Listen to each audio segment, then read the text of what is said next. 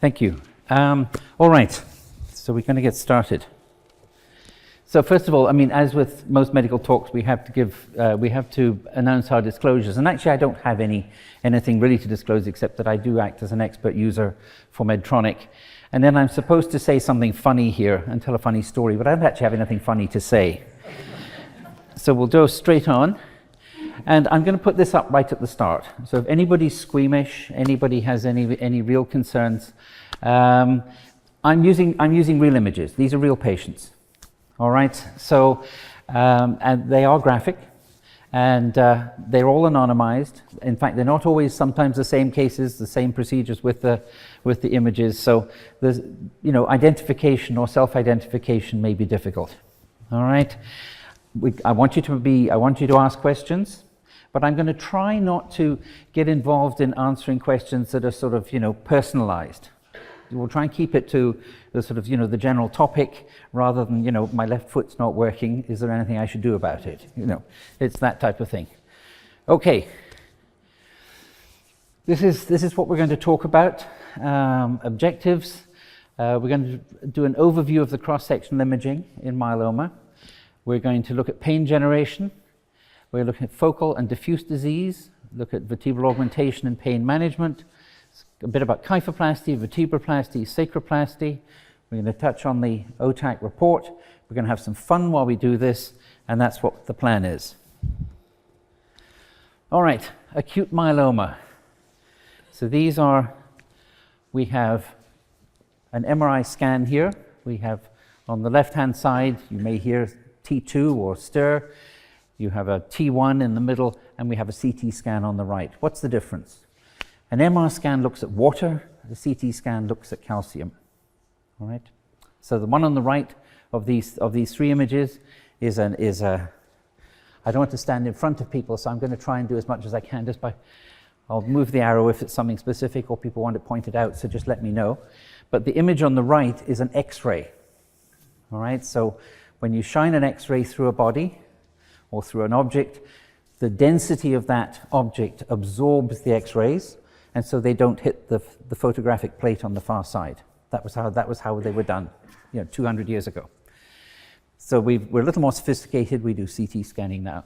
The same reconstruction algorithms really come into play when we're looking at MR, but MR is looking at water. So when we do an MR on somebody, we actually turn them into a radio transmitter. And all the water molecules that are there, all the protons, vibrate in a magnetic field, and they give off a frequency. We can change the magnetic field, and that frequency changes, just like tuning a radio. And what it does is it produces an image like this when we then adapt to it. So this is acute myeloma. What does that mean? It's a marrow disease, and in terms of how I see it, I mean, I'm not looking at the blood work. I'm looking at, I have the images, they're coming through, and I'm not doing the skeletal surveys, which are just X-rays of them. I'm looking at the spine specifically. And what we have is we can see, I'll point it out on the, if you can't see through me, I'll kneel down. That's probably easier. So this image here, this is the marrow in the vertebrae, all right? And between each of the vertebrae, the bodies, which are here, we have a line, and that's the disc. Marrow has fat in it. Normally, in an adult, it's already gone past producing red cells. But anything that's not this sort of whiteness on this sequence is myeloma. So here's one that's gray across it. Here we've got gray blobs all the way up and down. When we come across to this image on the left-hand side, this is looking at water. There's the spinal fluid around the spinal cord, and it's white. So therefore, this vertebra is white. That's edema in the bone. That's the tumor in the bone. And all of these white areas are tumor, and all of the white in the back of the vertebra here as well. Now, that's what we're looking at. That's what we're looking for. And you can see how very, very diffuse this is. It's right the way through the bone, and this is acute disease. We have fractures. We can see that this one here, the vertebra has got curves at the top and the bottom, and those are fractures. This is not the same image, but we have a fracture associated with this imaging here, and we have some early fracturing happening here. And so it's quite diffuse what we're looking at. We can look at acute recurrence. So somebody who's been treated, they've had the myeloma they've been in remission, and they represent, you will see the same acute changes happening in the bone. It's probably easier again to come down. Here we've got the fracture happening, and there's the white in the bone adjacent to the end of the bone, which is acute fracture, but the white spots on here are the myeloma. This is the more chronic picture. This is the fracture here. There's the acute fracture there. So we're using these to tell us which vertebrae are fractured. And can we use CT? Absolutely. Lots of people have pacemakers. They have reasons why they can't have an MRI scan, and that includes claustrophobia. But CT is just as good. It just has X-rays in it, and people don't like having too many X-rays because over time you're being subjected to quite a lot of radiation. But they are quite good. And this is a patient, and this scan was done here in February, and the images on the right, it's not showing them all, but I'll just. The images on the right were done in December. So in February, when they had the scan, they'd presented with back pain. The back pain was attributed to these degenerate changes, which are here, and not to the presence of these little spots that are in the vertebra like that, because they're really quite small. But if you look and see what happens 10 months later, I didn't bring my laser pointer, that's why we're doing this sort of, energetic exercise here. But that little spot has grown within the vertebral body. But at the same time, at the time when that first little lesion was there, the blood work was not reflecting that the myeloma had recurred. So there was a delay in that happening. That happened within the year, but when the patient represented with pain, for a different reason, these lesions were found. So it's a sneaky disease in that regard, particularly when it comes to the skeleton. And in fact, it wasn't the spine that this patient presented with. It was the shoulder. And on the X-rays, we can see here, we can see there was a fracture of the humerus just below the shoulder because of a myeloma lesion in the thing. And that was what presented the person back after this period of time. And they went back onto chemotherapy. All right. What are the consequences of this change? I always describe myeloma and these vertebral fractures as the spine is like a high-rise building. It's lots of floors and ceilings. And the floors and ceilings are held apart by the walls and the partitions. And you have tenants in there, or it's just the building's getting a bit old. As the building gets older, those walls and those partitions start getting thinner. That's osteoporosis. And things can accelerate that, like steroids, but the walls get thinner. And eventually there's a point at which they're really not strong enough to hold the floors and ceilings apart. And they collapse. And that can happen silently, it can happen without pain, and they can just lose height in osteoporosis. Or it can happen suddenly, and it's painful. Whether it's by trauma or whether it just happens suddenly. In cancer and in myeloma, you have a tenant in there, and the tenant is remodeling. And they knock the walls out.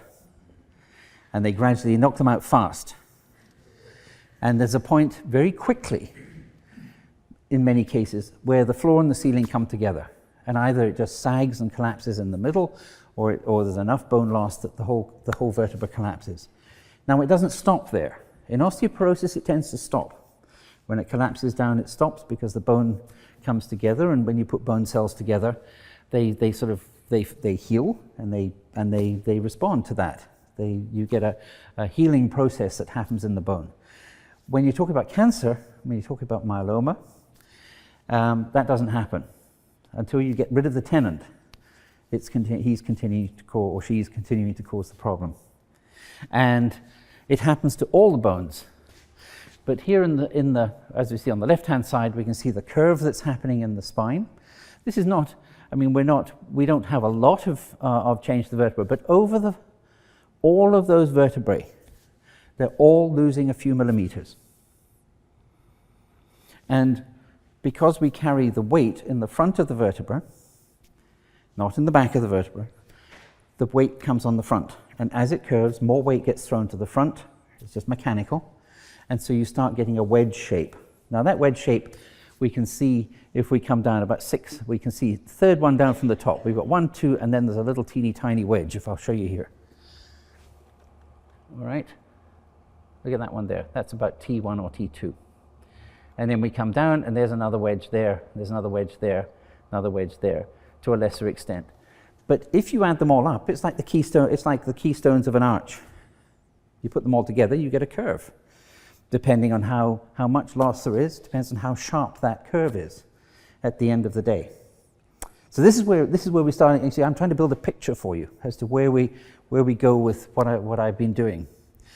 But you can see the downside of that is on the front of the body, we've got the sternum, the breastbone.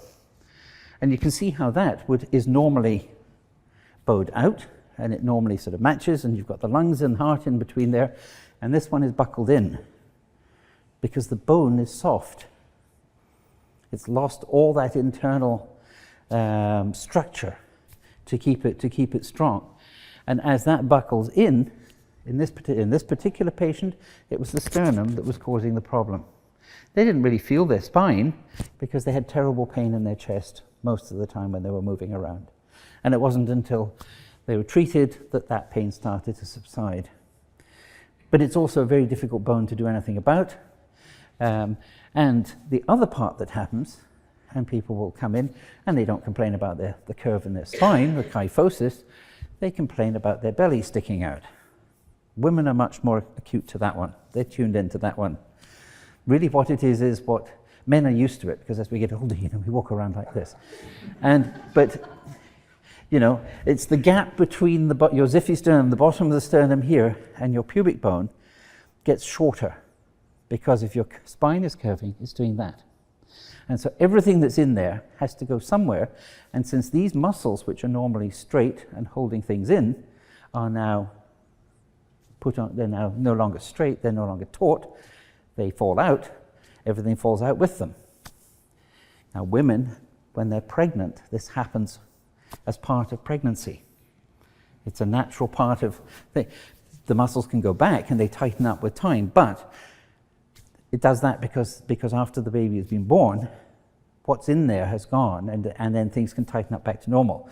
If you don't have the space, it's going to continue to be sitting out there. So patients don't really like that.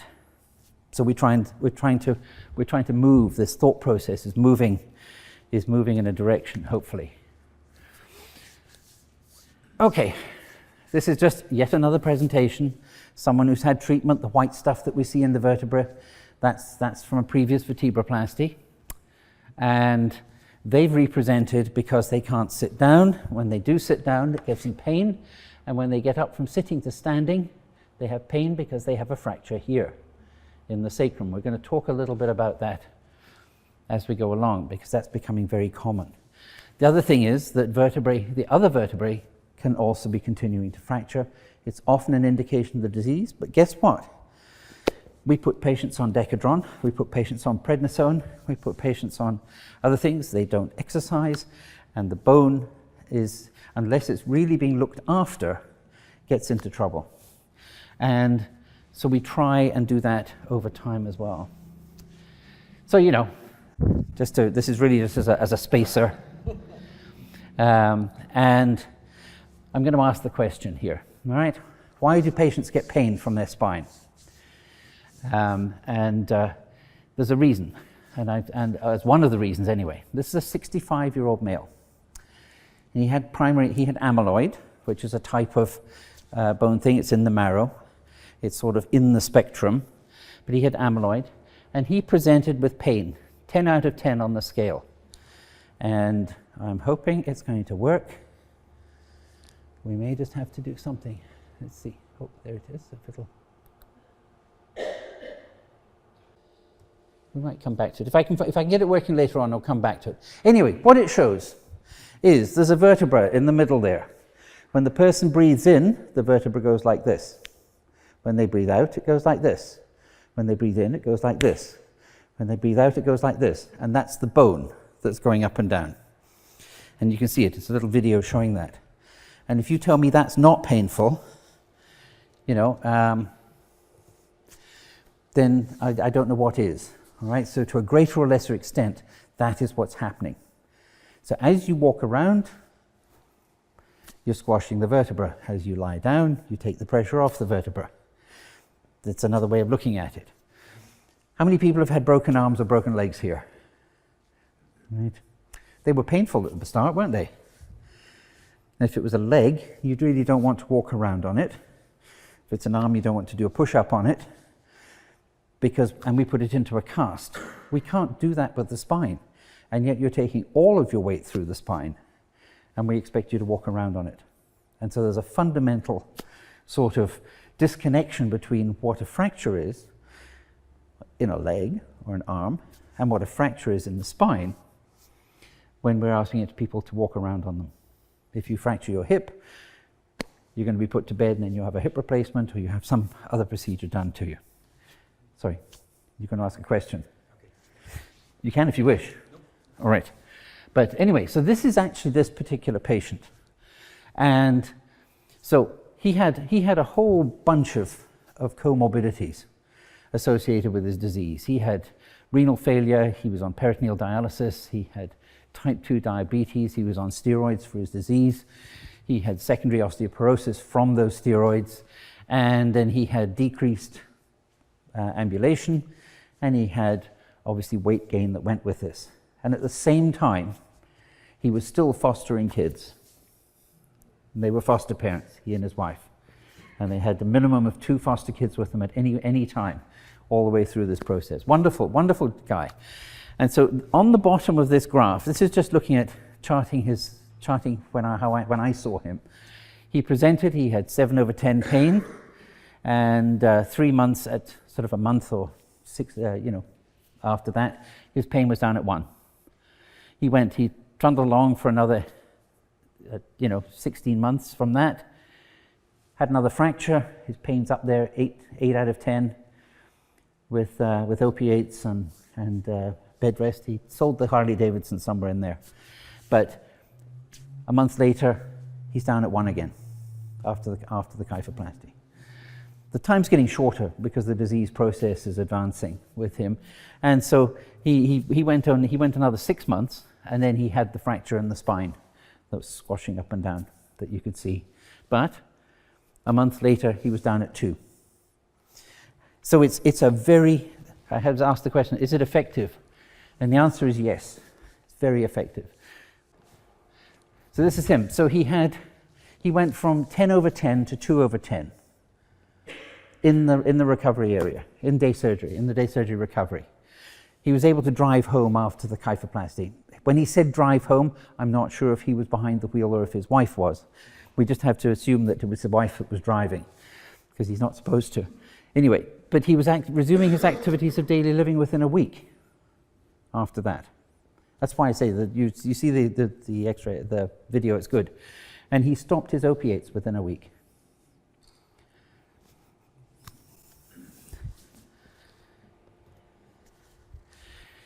Okay, here's another example. 56-year-old male, and I've labeled it day 1. This is sort of to anonymize things. But on day 0, he was working out. He developed sudden severe pain in his back. He didn't know what it was, with massive spasms. And the spasm is something which is it's not unique, but it's almost unique to what happens in myeloma. He was 10/10. He was pain. He was put on hydromorphone. He was on hydromorphone 12 milligrams, 12 hourly, plus breakthrough, and he was taking a bucket load of that. And I saw him as an urgent request at about day 9. Or rather, correction. On day 9, he had an MRI scan, and he had acute fractures at L1 and L3. And on day 17. This is the smallest writing, by the way, and I'm struggling, so don't worry. On day 17, which is essentially 2 weeks after the event, the acute event, I saw him in my office, after the MRI scan, and on day 17, 2 weeks after, we did a kyphoplasty. So that was 2 weeks, sorry. What's VAS? Visual analog scale, or it's a pain score. So it's when you're given that little chart and they say, where are you now on the chart, and you say, I'm this far along. And in fact, what it is, it's really a ruler. It's a 10-inch ruler, and they use a ruler just to measure it. So if you're closer to one end, you don't have to put a number on it, you do that. So I use that in my office very often, sometimes with an acute assessment. We just say, what's the score? And they say where it is. And so that was it. So on what did I say? No, day 17 he had his kyphoplasty, day 18 he was on 5, and when I saw him essentially at a month, well, it was more than a month because he went to the cottage, he had no pain at all. That was him. So 6 years later, he represents, and he has this scan, and you can see where the cement is, and his spine is fairly straight, and he's doing well. Okay, when I said CT is just as good, CT is sometimes even better than MR. And the reason for that is that MR doesn't show the bone, and what you think is a fracture can sometimes just be hard or dense bone, but sometimes you can actually miss a fracture and not realize how severely affected the bone is, because you're just looking at the soft tissue component of it and you don't see it. So I mean, this is a crushed vertebra. This is not actually myeloma. This is lung cancer, but you can see this sort of like crazy paving at the front of the vertebra. And if we look at the MRI scan on the right, you really wouldn't know that had much going on there, other than the fact that there's tumor there. So we have this sort of thing. One of the things that say is that radiation oncologists want to irradiate spines that are painful because there's acute pain. And if there's a fracture there, the radiation will treat the tumor, but it doesn't treat the fracture. Doesn't do very much to the pain, even although it'll take pain away if it's not fractured. But if there's a fracture, it often doesn't work. So we're looking at acute, chronic, CT, and MRI.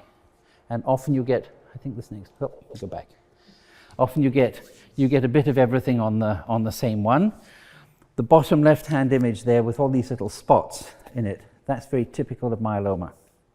These little clumps of roommates, and they're busy there. They're knocking out the bone there. That's why they're little grey spots, because there's no bone there. Leave it long enough, and the picture up top left is what it does. They just get bigger, and they're interconnected, but they actually take out a lot of bone. This bone's not too bad, and it's probably quite strong because they've been treated. They've been on a bone metabolite, and that's one state that we'll see. The image on the right is the CT scan at a very similar stage to the top left-hand one, and you can see all of these. There, all of these areas here are where the bone has sort of been taken out. All right, we've got a fracture here. This is what happens when the bone collapses completely, that line there. All right, we have a word for that. It's called vertebraplanar.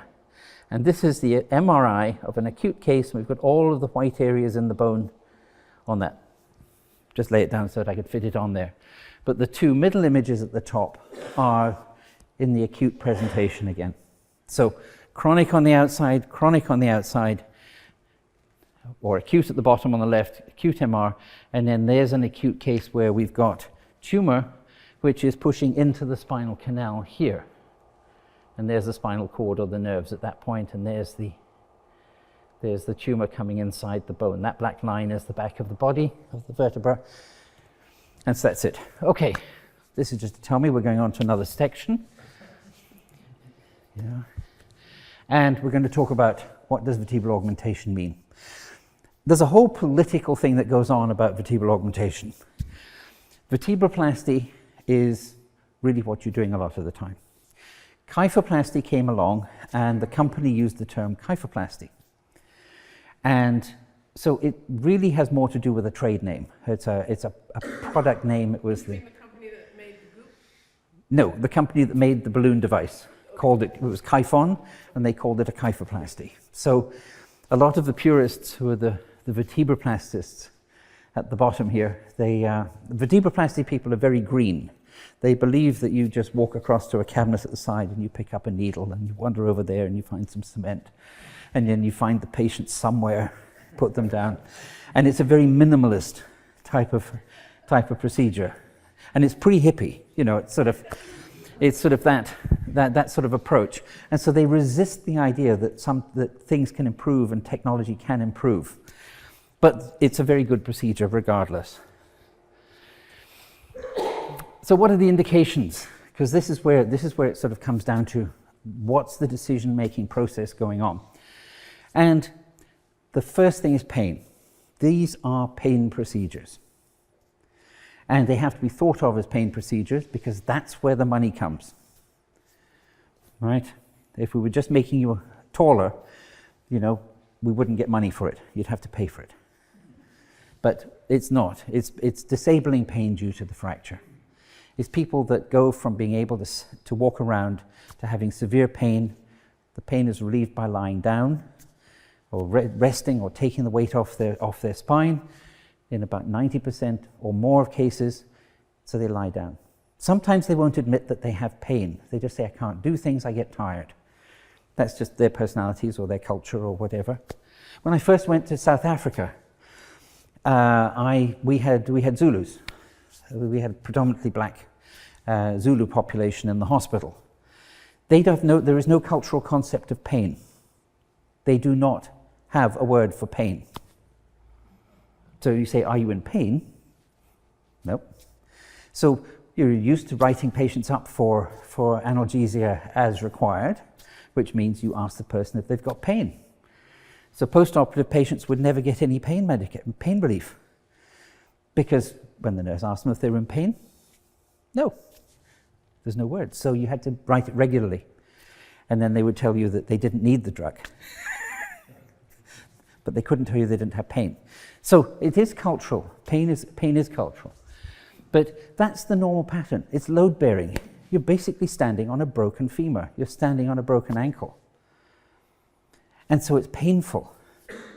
And when it gets to the point where they can't function, then that's it. I mean, if you're independent and you're 80, you need help. You're no longer independent.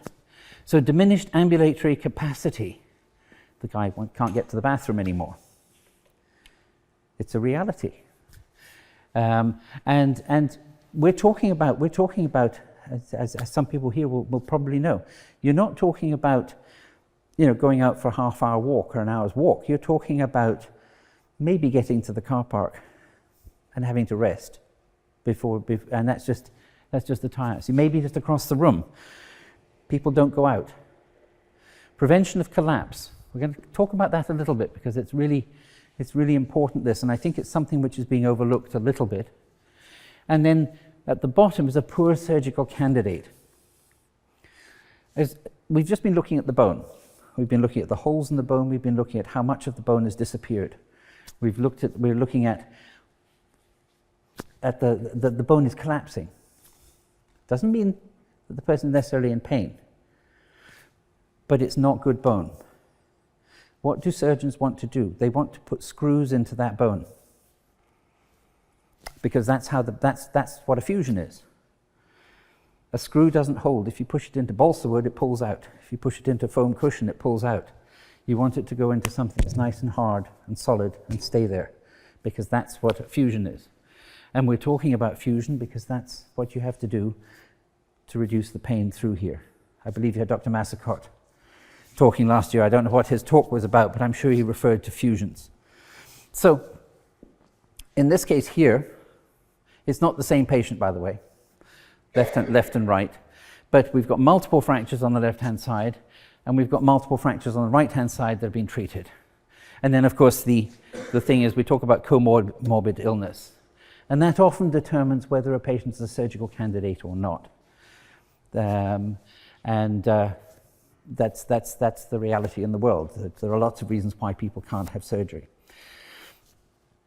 Contraindications. Why shouldn't we do it? And I put this box here in the bottom right, and I'm taking it out of the slides now because we really make the decision in a much more realistic way nowadays. But the thing is, the things that prevent you having vertebral augmentation are instability. That means that the parts of the bone that hold the spine together and prevent it slipping or sliding or whatever are involved. And that, when I say posterior element or facet involvement, those are the little joints at the back, right? They sit like this. And when you bend forward, they do this, or you twist, they go like this, but they don't let it fall off. Epidural cord compression. The epidural space is the space around the spinal cord. So if tumor goes into it, we showed you that little bit on the last scan, or the last image there. This is a contraindication, and certainly before we had imaging like we have now, it would have been a near or an almost complete contraindication because you didn't know how much was there. And so, you know, that would defer this for a period of time. It would have to be treated before you could do one of these procedures. Now that treatment could be radiation therapy, could be chemotherapy, it might even have to be surgery to decompress the cord if it's causing cord problems. This third one, unable to localize a painful level. I threw that one out, but this is in the books, if you can't localize the painful level. And the idea of deciding what the painful level was, and you pushed on each vertebra in turn, and one of them, the person squealed. That was the painful level. But when you've got disease that's in the back of the vertebra, in all those spinous processes, or is in lots of vertebrae, they've got lots of fractures, you can't really be very certain which one of all of them is causing that problem. So all you know is they've got pain. People have pain, they're getting spasms, but you can't say where it's coming from. There's often an indication. I mean, the bra line is a good one in ladies. That's T8.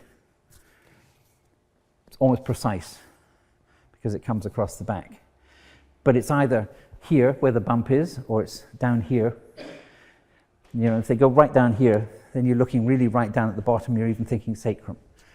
Anything that's sort of coming up in the spine, funnily enough, it'll be acutely painful, but for a relatively short period of time, because the only thing that it's holding up is the head. There's not much weight the higher up you get in the spine. So even if you have a fracture, they almost always heal, and they almost always heal pain-free. And they're technically different to treat. So radicular pain, this is, I mean, in a sense, this is the sciatica, but radicular pain is just that nerve. It's the radical, the root, the nerve root, that is coming off the spine, that you feel the pain in. And that's usually due to collapse or narrowing of the space that the nerve is going through, and it pinches on the nerve, or it's affecting the nerve in some way, and so you get pain in that. It's not a contraindication, but if you have that symptom, the procedure may not help it. It may not take that away, because it's not designed to treat that. Pilates, physiotherapy, is much better at relieving radicular pain than the procedure. And then obviously infection. Now, infection is probably that is a contraindication. We don't operate on patients when they have infection. You have to go away and get it treated and then come back before we can do that, which is obviously difficult because many of these patients, now this is tiny writing. This is even smaller, I'm sorry, I apologize.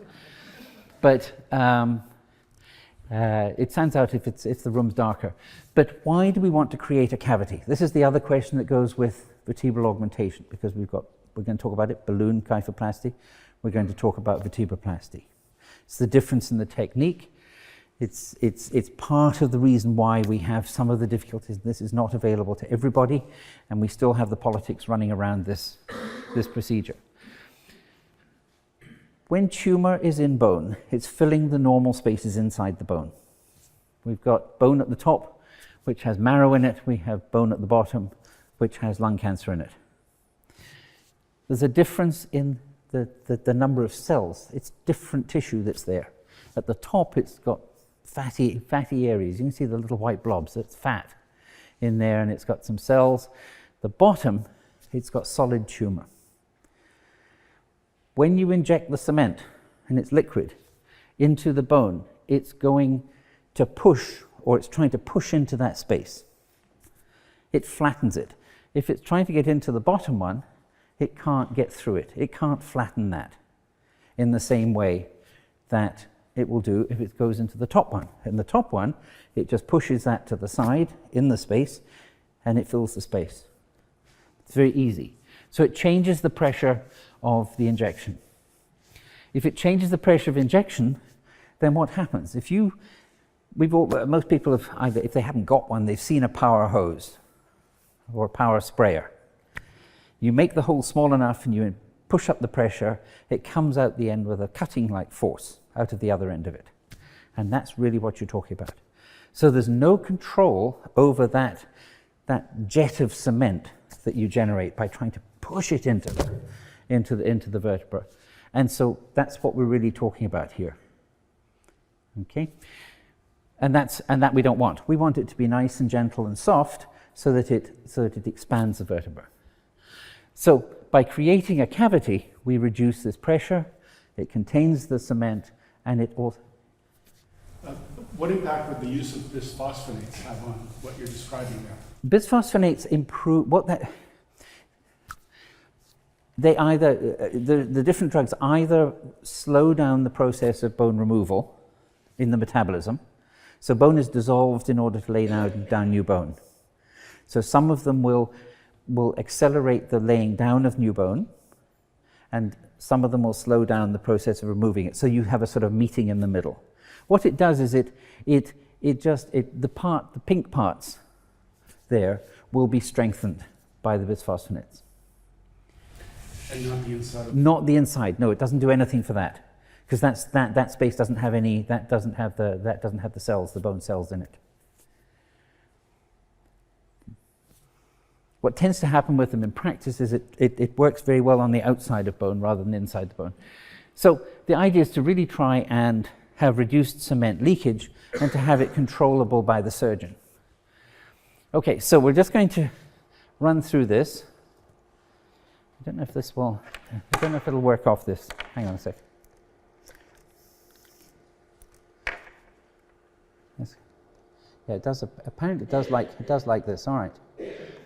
Okay, so here we go. I'm going to do it from down here. So there's our fracture. We can see it in the middle of the screen there. All right. So then needles are put in. You can see the little spots on the front of in the vertebra there where that fracture is. Then balloons are inflated. Okay. They fill up that space and they lift the vertebra back up to a height. Okay. Then we inject the cement into that space, maintaining the height once the balloons are up. This is a balloon kyphoplasty. Okay. Oh, thank you. It's all right. All right. If my knees give out, I'll do that. But there we are. There we have the cement sitting at the front here, well away from the spinal cord back here, because there's not the bone is gone. It's a different patient, but it serves the point. Okay. So, and that's really to try and address the complications, because everybody reads about the complications. When the balloon goes in, how does it get pressure enough to push it back up into position? We have a little device that inflates the balloon. And you must have the balloon material must be an amazing material. What's it made? It's made of a stuff called Kyphex, because it's Kyphon. It's Kyphex. It's a type of. It's like a plastic. It's like a type of plastic. But the current balloons that they're selling go up to 700 psi, which is quite a compressing. It's quite a compressing force. The original ones only went up to 400. And then it just. But that's really what it is. The balloon doesn't stay in. The balloon comes out. The balloon comes out. Is taken out. But we talk about cement leakage, right? That's in the literature. Cement leakage. It's really, I mean, the medical word is extravasation, and of course we're concerned that will leak out or extravasate. and it will cause nerve or cord compression or thermal injury. It's about the consistency of caulking. It's like a thin putty when it's injected. Within about 5 minutes of being injected, it will be solid. In that 5-minute period, it goes to 60 degrees Celsius in temperature. It's an exothermic reaction. And so that, if it's beside a nerve, certainly irritates the nerve. It doesn't usually do it any damage or harm. If it was a big blob of it there beside the spinal cord, it can cause a cord. It could burn the cord, and that might cause a problem. In practice and in reality, the amount that leaks is very small, and in practice and in reality, to cause a cord injury or to cause a nerve injury should never happen. You'll see them in the literature. It's really reflecting the technique and the skill of the person who did it and the decision making that was done at that point. It can leak, but it doesn't usually cause that. It can leak to the lungs. All right, it goes to a vein, goes through the vein, through the heart to the lungs. The actual risk is very small. In my practice, I see about 0.5% of my patients will get a small amount of cement goes to the lungs. The actual symptoms from that, or any signs from that, is about 1 in 1,000. When you think that in each vertebra, almost the maximum you're injecting is 5 mils, that's a teaspoon. And so if 99.5% of that is in the vertebra, it doesn't leave much of 5 mils to go to the lungs. You'll see it because it's very radiopaque. It's very dense. That white that we see it's got stuff in it, so we can see it on an X-ray. So the reality is that it's not going to block off the vessels. It's not going to block off anything in the lungs that would cause problems. And that's the truth of it, and that's what we see. If it goes beside a nerve, again, it's that same very, very tiny amount that goes there that is likely to cause any problems. But it can occur. And if you look in the literature, in vertebroplasty, they'll say up to 40%, sort of it's in the region of 10 to 40% of leakage to a vein. In kyphoplasty, you'll see it's much lower. It's somewhere in the range of up to about 20%. I actually quote 6 to 10% in my patients. But it's not a real number, because if you're capturing it and you're looking for it, you will find it in veins. But you're also, when you're doing the procedure, that's the point at which you stop. You're pushing it to the point that you see that sometimes. So it's not a true number. It's sort of it's a statistic you capture when you're doing a study, but it's not necessarily a true number in practice, because that's my end point. I'm actually doing it to that point that I know I can't do anymore. So so that would be it. Infection, very, very rare. Or it should be very rare, because the patients shouldn't have had an infection when you started. They shouldn't have a pneumonia. They shouldn't have a bladder infection. They shouldn't have bacteria in the bloodstream. That's really right. Hemorrhage. These are the things that are in the list. Hemorrhage is bruising. There's really nothing to bleed inside a bone. They ooze. Fractures do bleed, but they bleed right beside where the bone is. They don't go anywhere else. It's not an artery that you're putting the stuff into. It's not a vein you're putting stuff into. Further collapse, and this is this one here, and the adjacent level fracture at the bottom are the two that are really a reflection of something that's similar. The further collapse is really where you've got someone who's in the acute phase, and the disease process is going on, despite the fact you've done the procedure. You've changed it, and they don't collapse as much, but they can continue to lose height as a result of it. The adjacent level fracture is 40% of patients will come back at some point because of the underlying disease process. I'll show you that there's only one situation where the adjacent level fracture is something that I cause. Okay, so now that you've seen one, this is a balloon kyphoplasty, all right? And this is why we do it most of the time. And I'll kneel down again. All right, so there's the needle. There's a guide wire put in. And then a bigger needle is put over the top of a guide wire. And it is quite a big needle. Okay. And that's what we then do. All right, we inflate the balloon. Been doing it for a long time. You know, the Romans did it with bags and they put water in it. Did the same thing. Okay? And when you do that, you can see that the balloons lift that vertebra up. It's all the same, and it's all the same magnification. And that's what we're doing. And then we put the cement into that. Very rarely do you get the same amount of height, and it stays there when you put the cement in. You get it up this much and it'll come down like this. So it's never quite the same, but we're talking between up to 5-10 millimeters, which in a single vertebra is not bad. Is take it from being completely collapsed to lifting it up so that you don't have some of the mechanical problems that happen in the other parts of the spine. And you're trying to stop that curvature. That's the whole point. So what is balloon kyphoplasty good for? Fracture reduction. Good old orthopedic term. That's what they do when they pull on your arm and then they put a cast on it. They reduce the fracture first, put the ends back together with each other, and then they put a cast on to hold it in place. That's what we're doing here. We're reducing the fracture. We can get some height restoration. If we do that over 2 or 3 vertebrae in an acute case, that spine doesn't bend, doesn't curve as much. We're immobilizing it because we're sticking it inside there.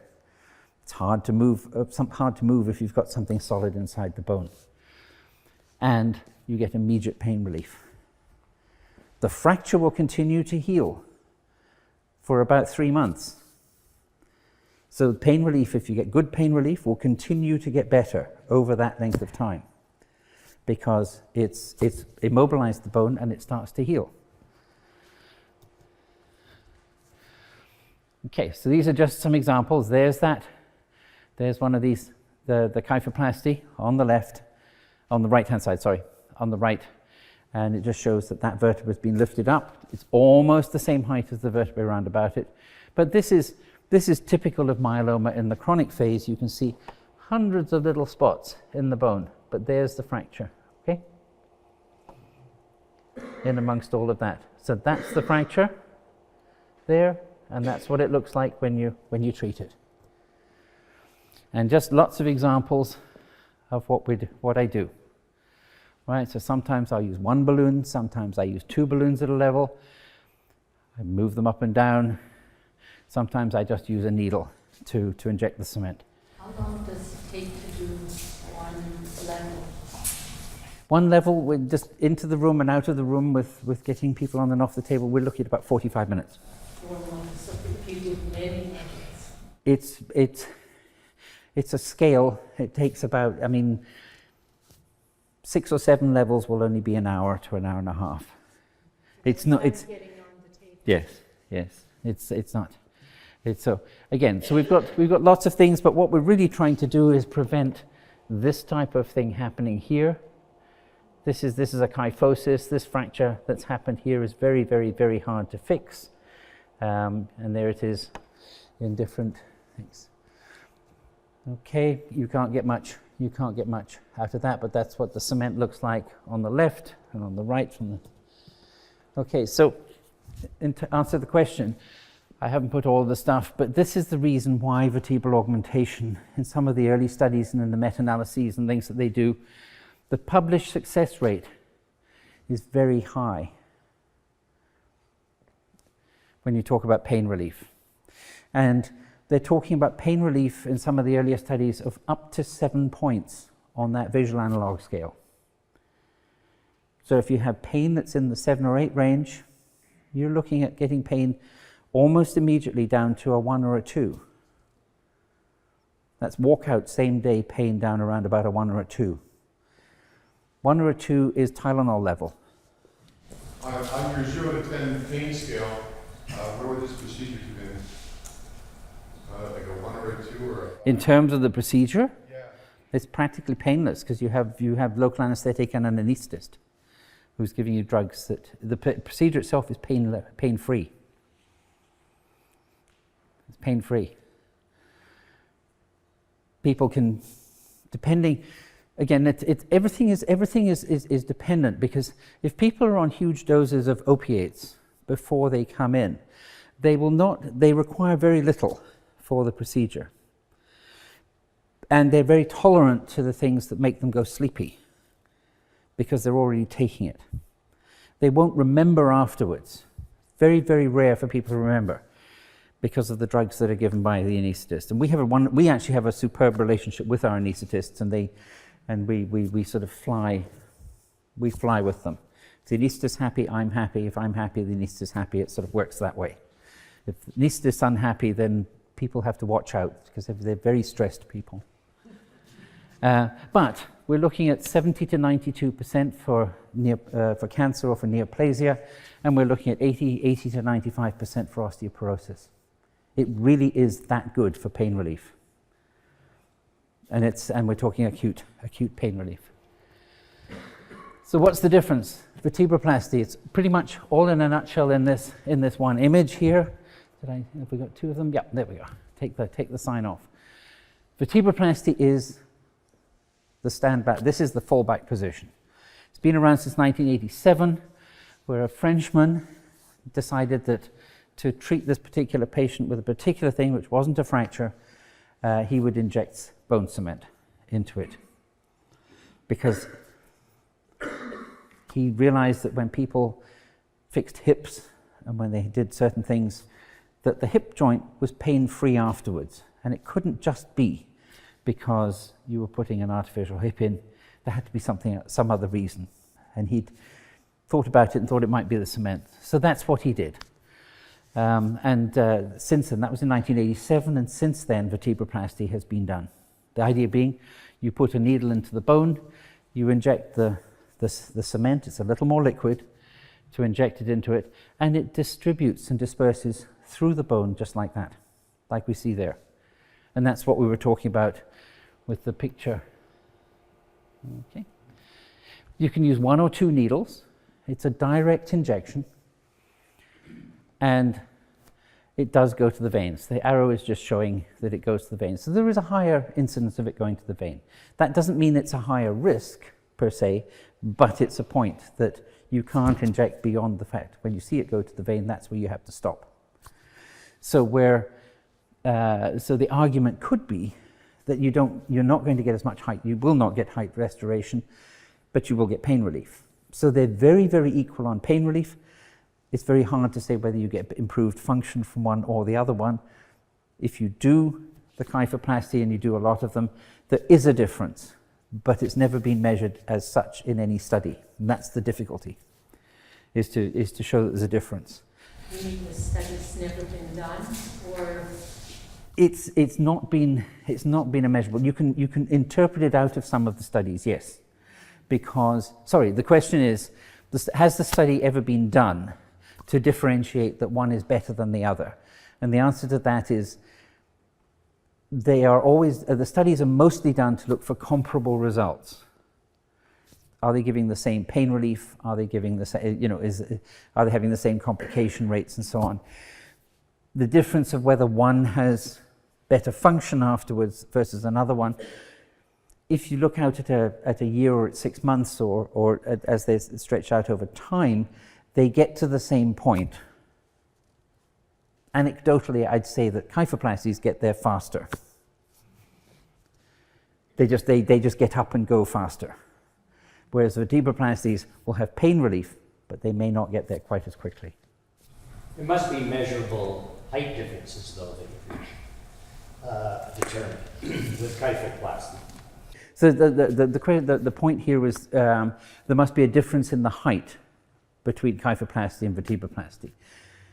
The answer to that is yes. You will get a difference in height. You cannot lift the vertebra up with a vertebroplasty. It's not physically possible. It happens once in maybe 100 cases, that for some reason the way that the cement is injected, it does lift it to a certain extent. But with a kyphoplasty, it is predictable. But so that's not really the measure. The measure is if you had a kyphoplasty today and the person beside you with exactly the same problem had a vertebroplasty today, which of you would be walking to the shops fastest or soonest? And anecdotally, I would say the person who had the kyphoplasty would be the person that got there faster. What we're really going to end up with is, I mean, that's really the meat of it. You've been looking at lots of pictures of the bone, and I think it makes a difference, because a lot of people never see their own studies. They talk to the doctor and in a little screen somewhere, or they get the CD and they take it home and put it in their computer. But when they come into my office, I've got we have big monitors around, so we can look at them, and patients are amazed when they actually see what it is we're talking about. And you can show a history, you can show where they were a year ago, and you show where they are now, and all sorts of things. Anyway, so I'm just going to show a couple of things here, and these are really just individual presentations. They're slightly different from just the run-of-the-mill stuff, but we can look. So I'm going to look at post-fusion fractures, that sort of adjacent level. This sort of a leverage. It's really just the fact that you freeze, you make a bit of the spine solid, and this bit's mobile. The junction between the two is very vulnerable. There's this thing which I like to call hollow fractures, because they're really neat and quite cool to treat. But this is a form of myeloma where patients present with plasmacytomas. And so instead of it being sort of, in a sense, the multiple myeloma where it's diffuse and through the marrow space, it's presenting as a tumor which is in one or two vertebrae. So you have a big mass that presents, and it dissolves a bigger part of the bone. But it responds in the same way, but when it goes away, the bone doesn't fill in. That's what we're going to show you a couple of those. And they usually present with load-bearing pain, which is a different pain. It's not like a fracture. They never get to that same acuteness of pain, but it's there. But it's on standing up. And then we're going to talk about sacral fractures, because these are, the awareness of a sacral fracture is becoming greater.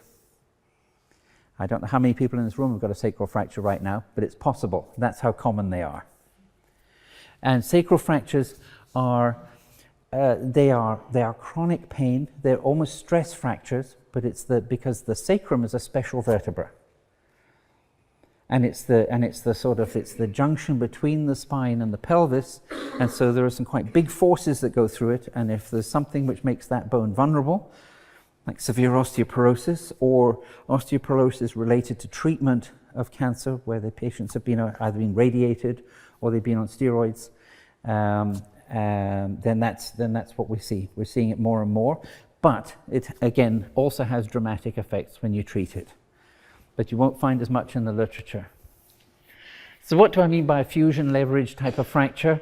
This is typical. That's what we talk about that's what surgeons like to put in. They like to put in screws and rods.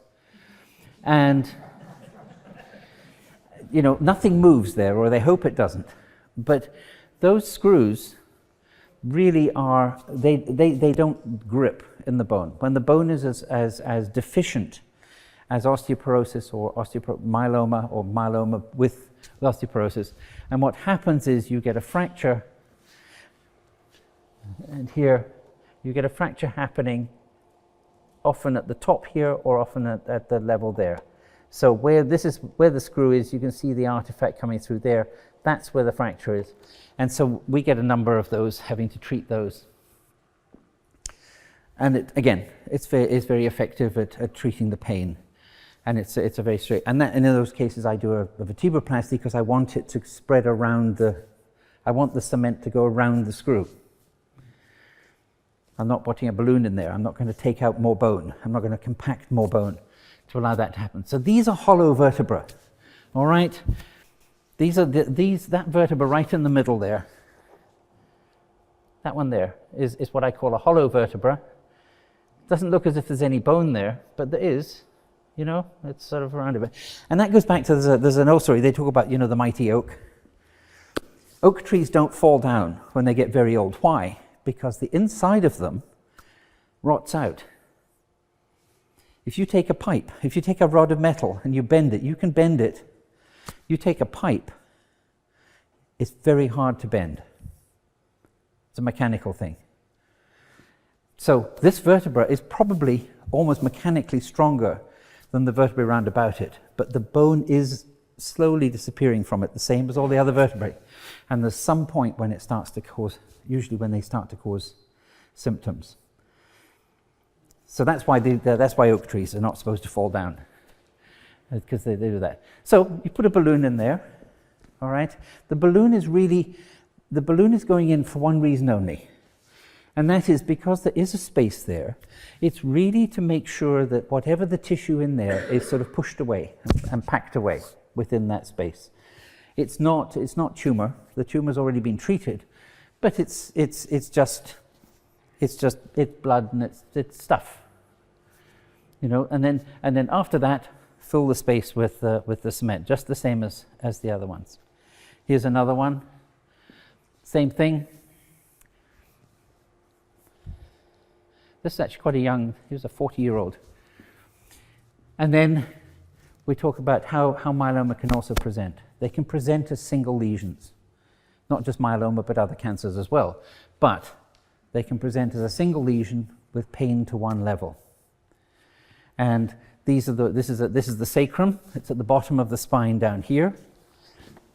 Okay, so there's the bottom of the spine. These are the nerves in the spinal fluid, and there's tumor in the bone here, and it's gone in beside the nerves here.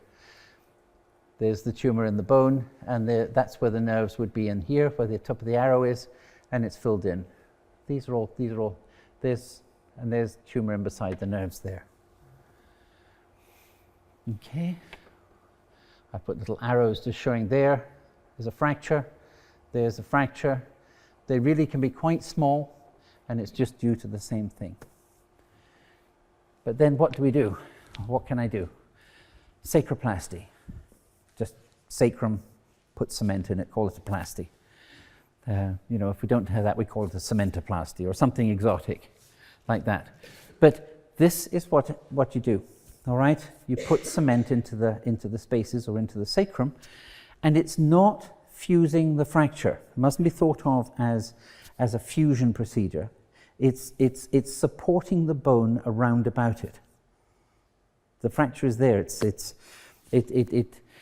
It just, you know, often it will go in like the middle image here. Some of this has actually gone into the fracture and is showing you where the fracture was, but it's actually crossing the weakness from inside to out. Or here, there's the hole in the bone. You put the cement in, and there it is. And there it is. It's filled this big space. This chap couldn't believe it. Couldn't believe it. He was able to sit down. He didn't have to keep getting up. He didn't believe it was going to work in the first place, but he got the message. But that's, again, the same sort of sequence of pictures. You can see the white spot in the lower part of the spine on the top left. There's the stuff with the cement, and that's the cement in the sacrum.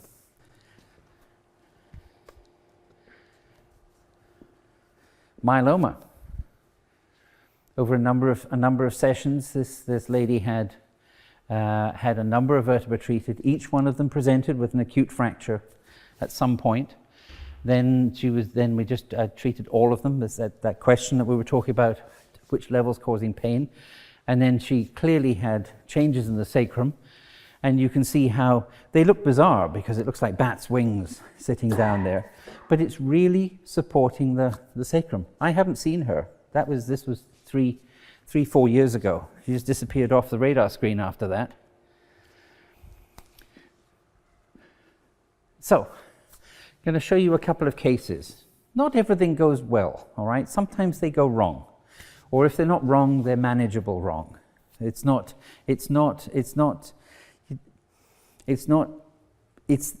of a combination of, you know, learning, trying to do something that's minimally invasive, because that's what this is, with something that may be a little beyond it.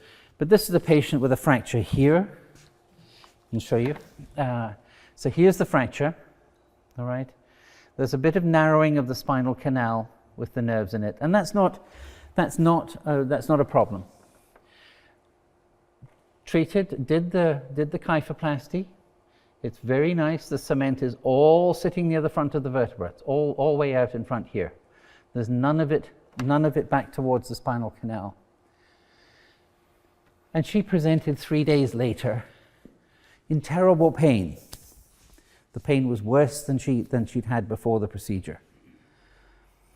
And she presented to emergency, and the emergency physicians called the surgeons. If they'd called the palliative care people who'd referred her in the first place, if they'd called the oncologist, if they'd called me, it might have been a different outcome, but that wasn't the point. The point was that they called the surgeons. Surgeons operate. So the surgeon said, when they got the scan, and here we've got the scan that was done. All right, so there's the cement, there's the spinal cord and the spinal canal. You can see there's no cement near the canal. We can see this is whiter. This area here is a bit whiter than it was. And there it is, it's white, okay? Whereas it wasn't white before. But look at this vertebra beside it. All right? That wasn't there before the kyphoplasty was done. This is an acute fracture.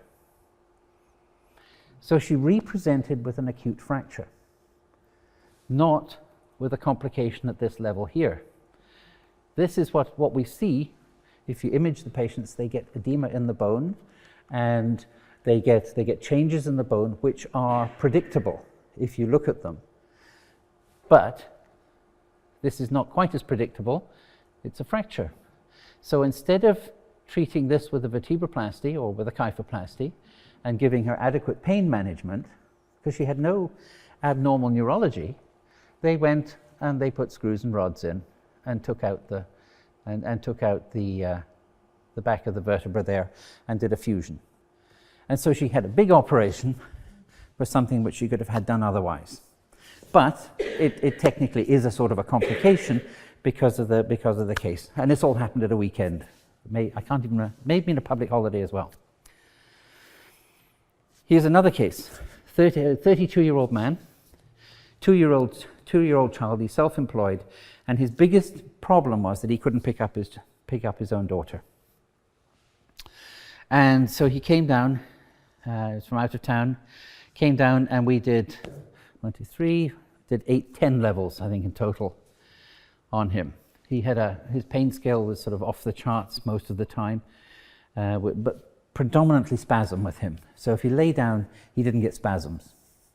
He didn't say it wasn't too bad when it was up, but it was the spasm that was killing him. He wasn't able to work, and so on. All the usual things that go on with it. Treated him, and he was essentially pain-free. He actually stayed in town for a couple of days because he felt as if he'd had flu. And I've seen this on a number of occasions now when we do multiple level cases. It's much more of an effect on the body than just doing 1 or 2 levels. The body reacts to having so much done. And he had say aches and pains, and felt that he had a flu. He didn't have a fever. There was nothing more than that. He seemed to get better. And then he drove 16 hours back up north, and he's done very well. Haven't seen him. He's pain-free. He's back to work again. So this is the big question. Why in myeloma do we do multi-level procedures, or why should we push for them? And the real reason is that it's often you've got a systemic disease. You've got a disease that affects a lot of vertebrae. You can't tell which one's the painful one. I can tell you at the end of a procedure which one's the painful one, because when you put a needle into each vertebra, one of the vertebrae, the person jumps. They don't feel it. They've got drugs on board, but physiologically they will tell you that they've got pain. And if you get that, you know that you're going to get a good result. Because that's the fracture, or that's the acute fracture, or there'll be 2 or 3. But with increasing experience, you realize that you can do this. The literature still doesn't say that you should do more than 4 vertebrae at a time. But the literature isn't catching up with where people are and people who are dealing with these cases. And when it's in acute fractures, it has something else will happen. I'm going to show you a picture in a minute. You have anesthesia. You make sure that you have a system so that you can do multiple fractures. You can do multiple procedures, and it avoids doing multiple procedures. South of the border, remuneration is not necessarily per level. All right? It's per procedure. Okay, if you've got 10 levels, you've got 10 procedures. That's a month's worth of work on one patient. But it's not, you know, you've got to keep coming in and out for that. It depends on who their payer is. So, started doing them, gradually built up to it. One of my patients, 12 levels, and he came in with his walker, with his father brought him in. He was 40, 42, 43, and he walked out without the walker. His father was carrying it, and he walked a 5-mile charity walk for myeloma that weekend, 2 days later. You see? And he then asked when he could go back to ski instructing. So that was really the turning point in realizing that doing all of the levels at once, this guy just got up and walked. He was gone, like that. And that's the difference, I think, with doing multi-level procedures. And it's over and over again, see this. What else have I said there? Because the writing's too small. I have to really period it. Now, if you're doing balloon kyphoplasty, you're doing it primarily because you want to get height restoration. You don't want them to lose any more height than that. The cement is better controlled if you do a balloon kyphoplasty. I'm a surgeon by origin, or by initial training. I do imaging now, but so I like to have a procedure. When I do an operation, I like a procedure to start, an operation to start. I like it to end, and I like to know my decision-making points through that. With a balloon device, you can do that. It's very, very controllable.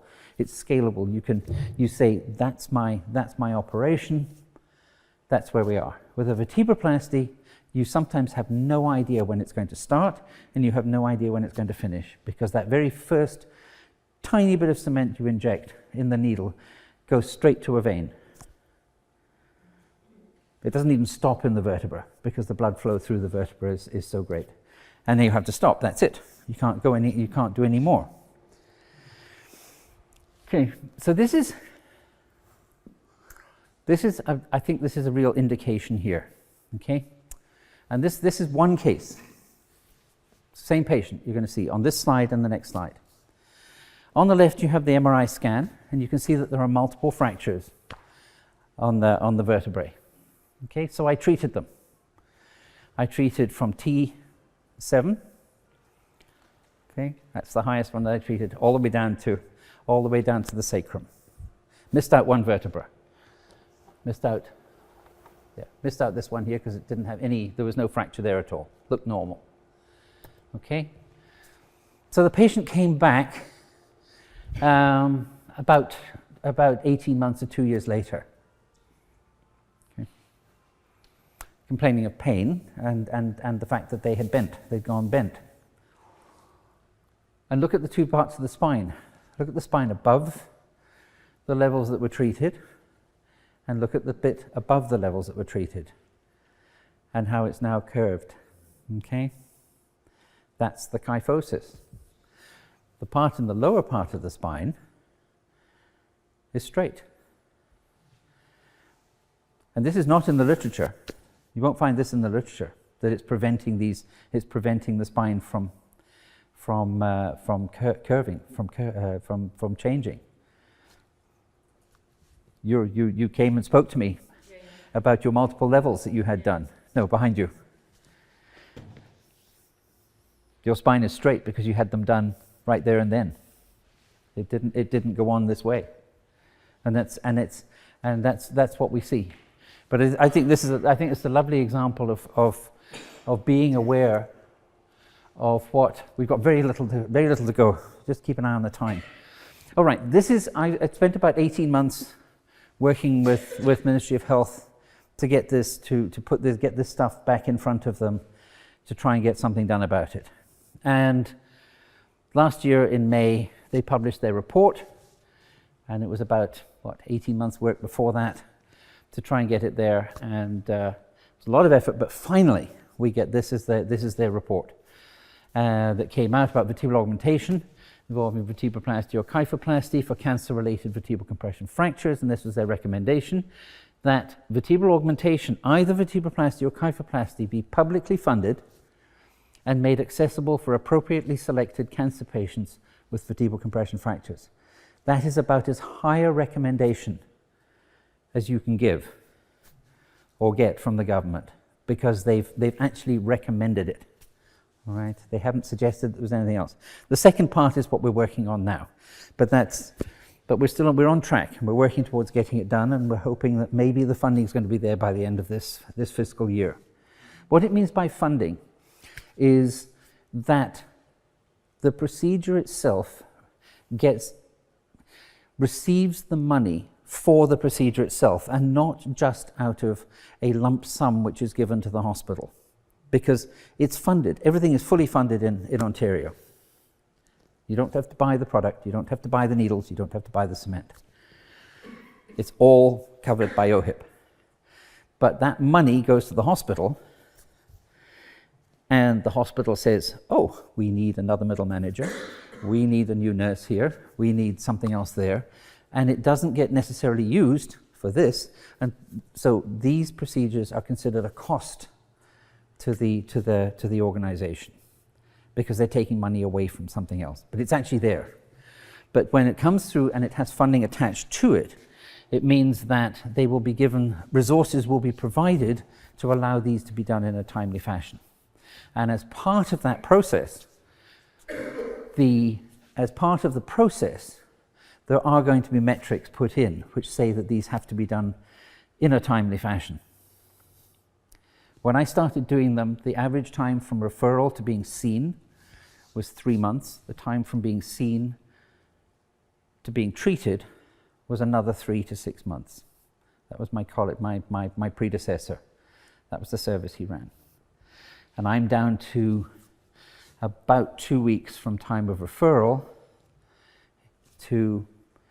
about 2 weeks to 3 weeks from time of referral to doing the case. The referral part is as close as we can get it, and that's somewhere around about 3 to 4 weeks currently as it stands. So it's come down considerably, but the idea is once you've been seen and there's an indication that we try and treat them. These are just sort of some of the things that went into it, and as you can see, there is a difference in price between kyphoplasty and vertebroplasty. These numbers are they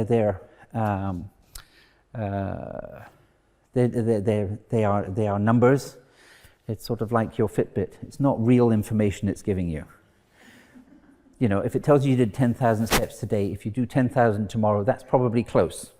But it's not telling you how much energy or how many calories you've consumed. You just have to use it in that way. But when they talk about incremental cost effectiveness, for kyphoplasty they're saying 33,000, and for vertebroplasty 17,000, 18,000 for it. It's a way of working out the cost per year gained, basically. It's a measure that they use, and it's scaled against what is a condition that absolutely has to have intervention. And they say if you are in complete renal failure and you have to have renal dialysis in order to survive, that number is somewhere around about 40,000 to 50,000, depending on the state of the economy at the time.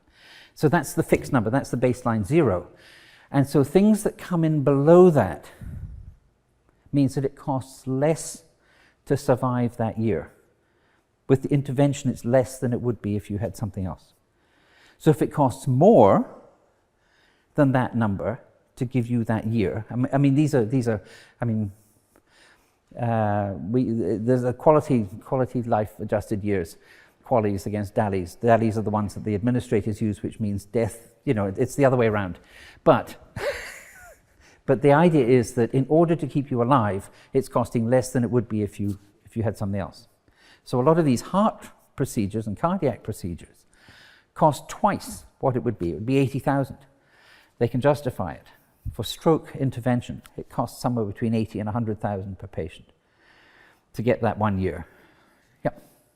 as you said, the individual procedures are not funded as yet, It is, no, it is. No, it is completely funded. but it comes out to general, Yes, correct. not for each specific one that you know. Yes. Once the funding is in place, then what it means is this: because of this process, if a patient comes into hospital, the hospital will get the money for that case. As of that patient walking in, they receive the money for that case, separate from their global budget. So are you limited to how many of these procedures you can do a month? Right now, it's more by fact of not being able to get space to do them and time to do them. Sorry, are we limited by funding as to how many we can do? Or I think that's the gist of it. And the answer to that is yes. It's been fairly lean time over the last couple of years, where it was considered. But in fact, some of the numbers they were running were completely erroneous. It was fake news, and so we got shut down for almost 6 months, about 18 months ago. And it was a hard battle. It was a hard battle to get it back, because I keep a track on all my costs, and I know exactly how much it costs. And the numbers we had two different numbers that we were working with. But as far as the institution is concerned, this is why stroke management occurs. This is why certain coronary artery bypass grafting, cataracts, hip replacements, they all have specific funding attached to them, which allows them to move through the system. Yeah. A lot of us as myeloma patients have periodic skeletal surveys that show bone lesions in our spines, but we just, life goes on. I assume that until somebody complains of pain, there's no referral to you. Currently, and with greater funding, will that change? Is there some preventive work for you that could be done for myeloma patients? Did everybody hear that? Currently, people are being monitored by skeletal surveys, and so and that's a way of monitoring the skeletal health. It's a very traditional way. Does that influence what gets done? Skeletal surveys don't give this sort of the term granular information about the spine or about any of the bones, and so it has to be quite a large lesion on a skeletal survey to be seen, and that's what they do monitor. But for a lesion, once you see them on a skeletal survey, the chances are that there's quite a big lesion there. Because I'm doing a lot of cementing. I do get invited to treat with colleagues other areas. So I do hips and I do pelvises and I do various other areas, putting cement into them, and it does work. It works very well for pain as well there in other bones. It's just not. It probably doesn't have quite the same impact that it does in the spine. And I don't think anybody's really happy, for instance, if we were to do a lesion in a femur. In a palliative patient that wasn't looking for anything other than pain relief and not really too much in the way of mobilization, we could probably get away with that. We could probably get away. Was related to the preventive. And that's why I say, and preventative, we have to start moving in that direction. I think it's a thought process rather than an actual. There's no obstacle to doing it except culture. So in other words, if we went out if we went to myeloma, to the myeloma physicians and said, there's evidence out there. Can we look at a study that says, can we do some sort of analysis that says if we treat all of these vertebrae right at the start, we don't have the problems with kyphosis? That's the culture you've got to break down, because they don't see it yet. Are you currently training other surgeons to? Yes. No, we have fellows. I'm going to whiz through. There are a couple of things I wanted to show. This is just how you can see how the green bars are are the cancer patients. Just one quick question. Would a CT scan offer greater or higher granularity that would pick up on those? Yes, yes. But we would need to do it from here to your toes. They do, it's being done. It's being done. You can go and get them done. It's not being done as a routine thing, but some places are trying it. I'm going to whiz through. I've got 5 minutes. So I'm going to whiz through these, and this is just to show that how myeloma is fairly constant with regard to our cancer cases. All right, the cancer cases go up. The last one was really looking at the levels per type of patient, and cancer we're looking at an average of 2 or 3 patients per procedure, 3 levels per procedure. Over time, I've tracked everything. So these are things.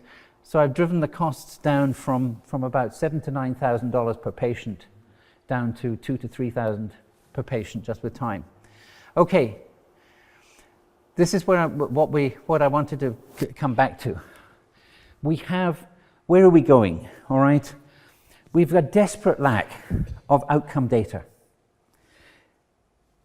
Every one of you can tell me your story, but how is that translated? I see my patients once. I don't believe in seeing them more often than once afterwards because they've already got way too many appointments to come in and just be, to shake hands every so often. We need to involve patients in this process because you can't have, otherwise you've got to have nurses running around, you've got to have all sorts of things doing. I want to be able to give you some feedback. Where are you? And I think this is alluding back to this question, prophylactic. If you know where you are in your own disease journey compared to other people who are in their journey, you have a better idea of where you are. And all patients should be involved in that process. And we're moving that way.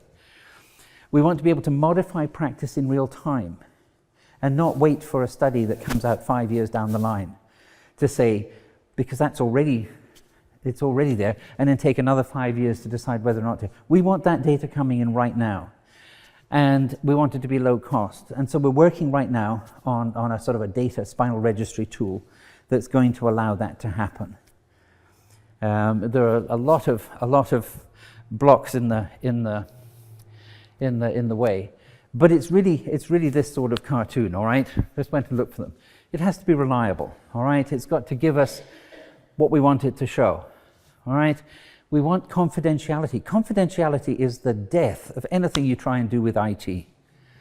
I like the one on the right at the bottom because that's a really good job description, that one. And that's what you're dealing with all the time because they usually yell security. But the main thing is it has to be easy to use. And that means that I'm going to poll the people in the room here.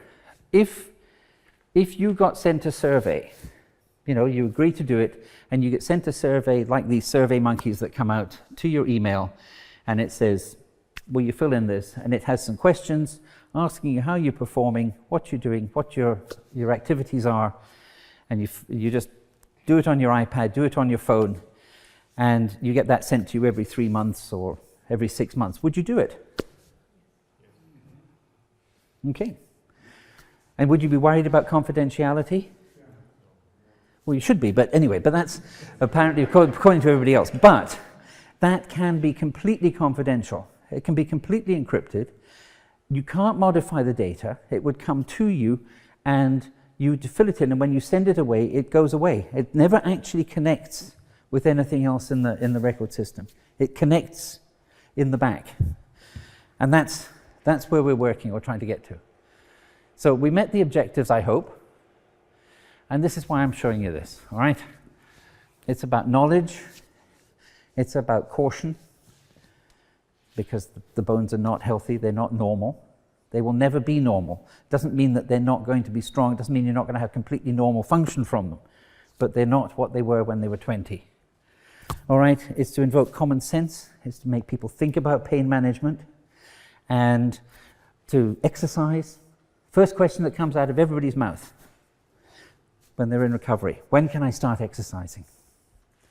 And I say, wait till you come back, because you're not going to like me in 12 hours' time, and then you can think about it. So that's really what we're talking about, and that's it. Thank you.